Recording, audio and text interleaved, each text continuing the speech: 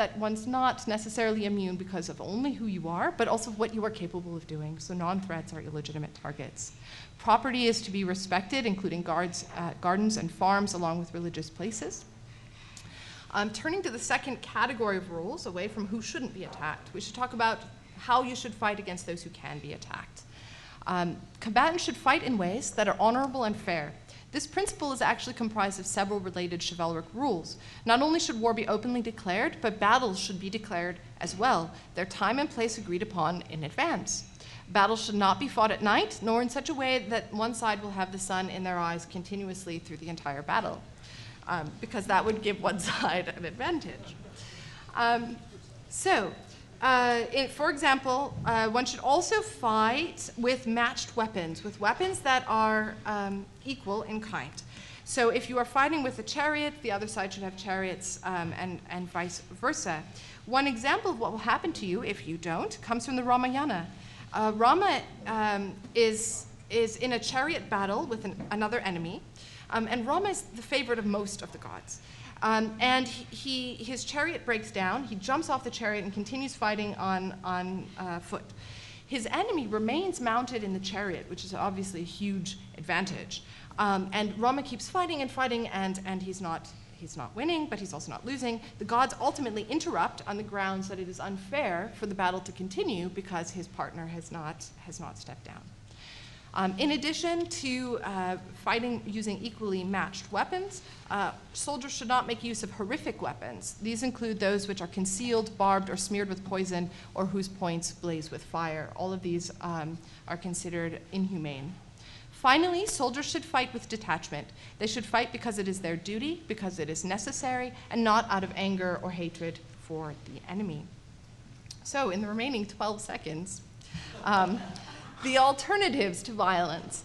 Most of you have probably heard of Gandhi, and so you're wondering where all of this fits in with what Gandhi was talking about. So Gandhi was drawing on the alternative tradition within Hinduism, which is ahimsa, or a non-violent form of conflict.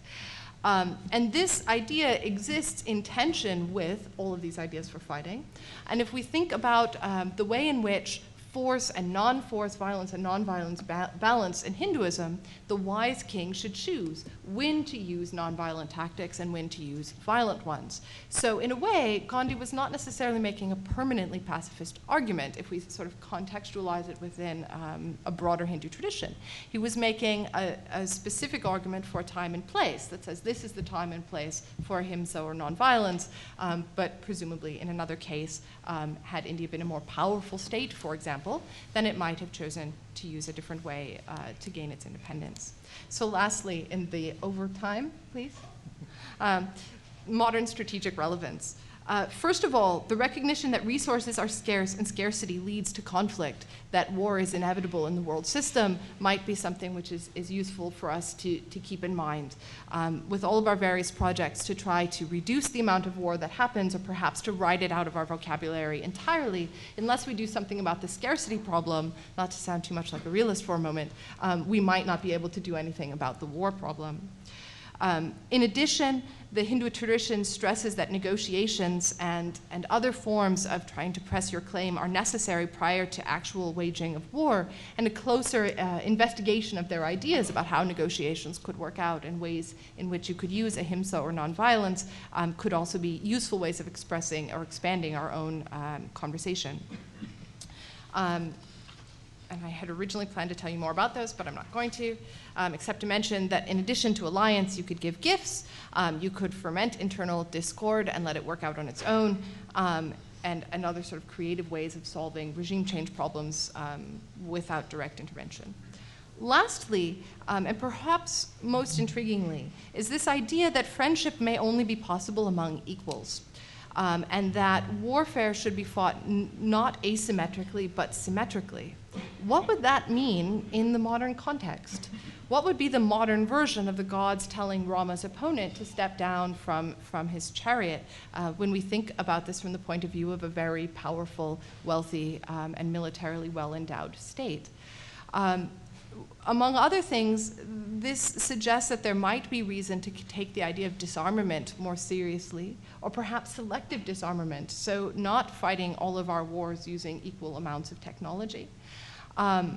And exactly where that would take us in terms of coin operations, I'm not sure on a practical level, but it certainly suggests some imaginative new approaches that wouldn't have been found within one of the other traditions. Thank you.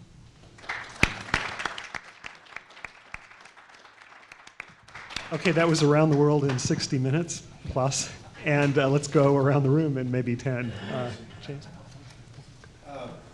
I have two things I want to pose to all of you, actually. But I would just make a personal comment about where you ended up, Valerie.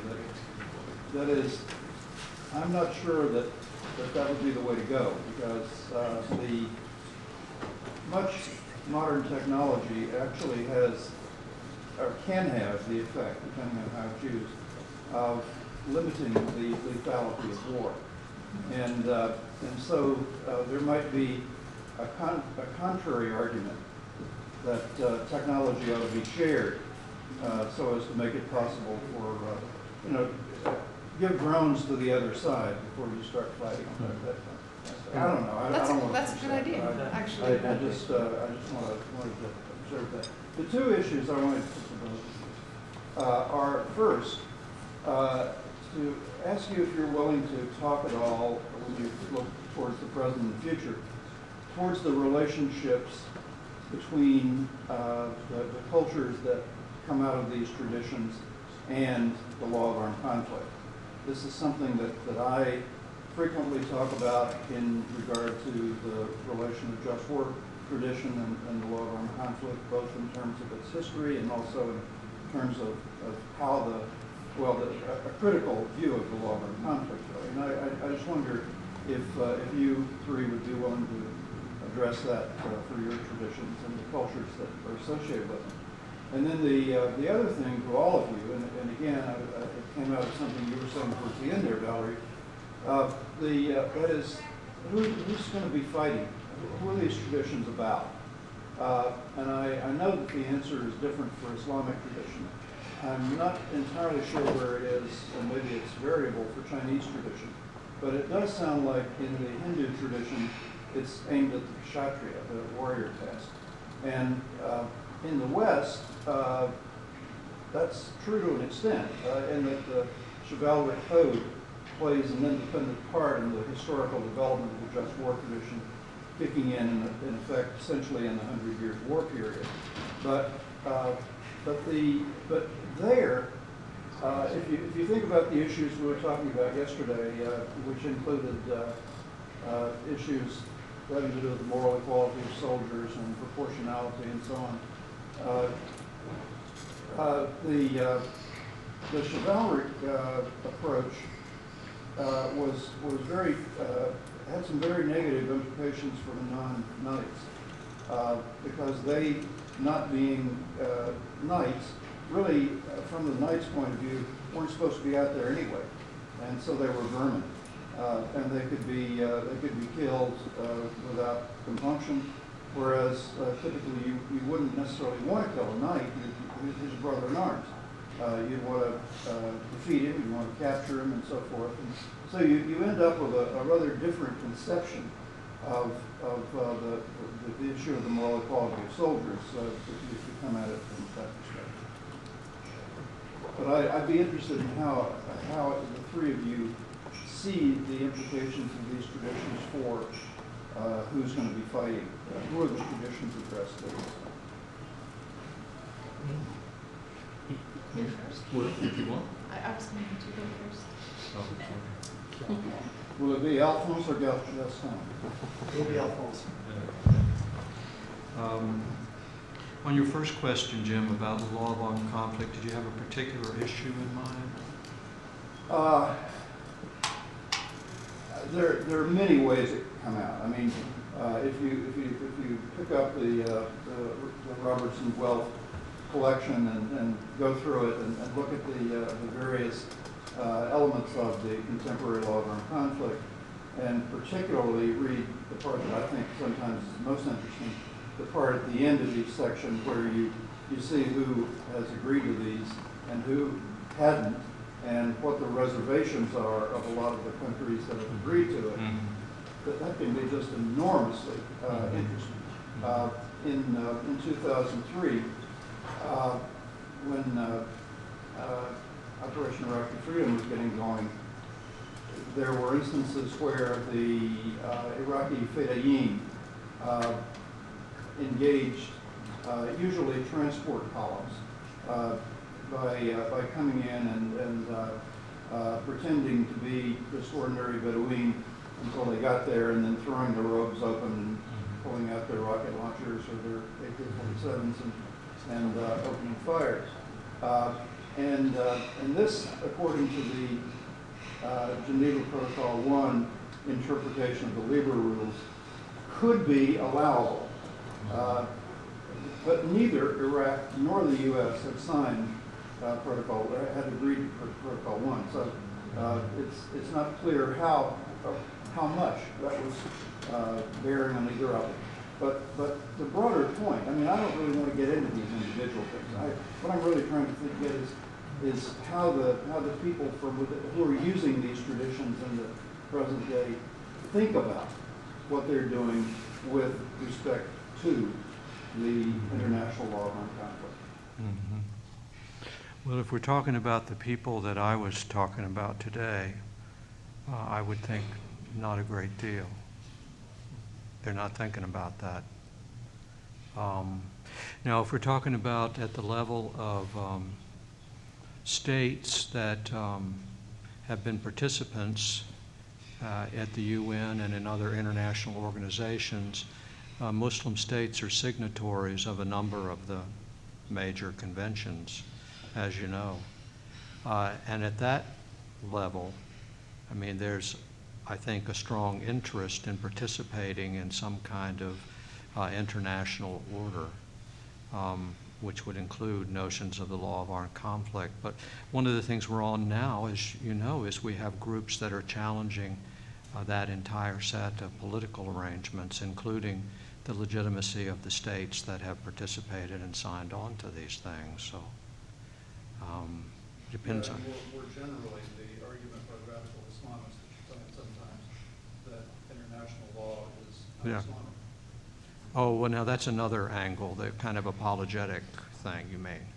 In other words, the argument that historically speaking, contemporary international law was copied from Muslim sources. But I would think that the main people arguing that have been of a different, have had different interests than Al-Qaeda and so on.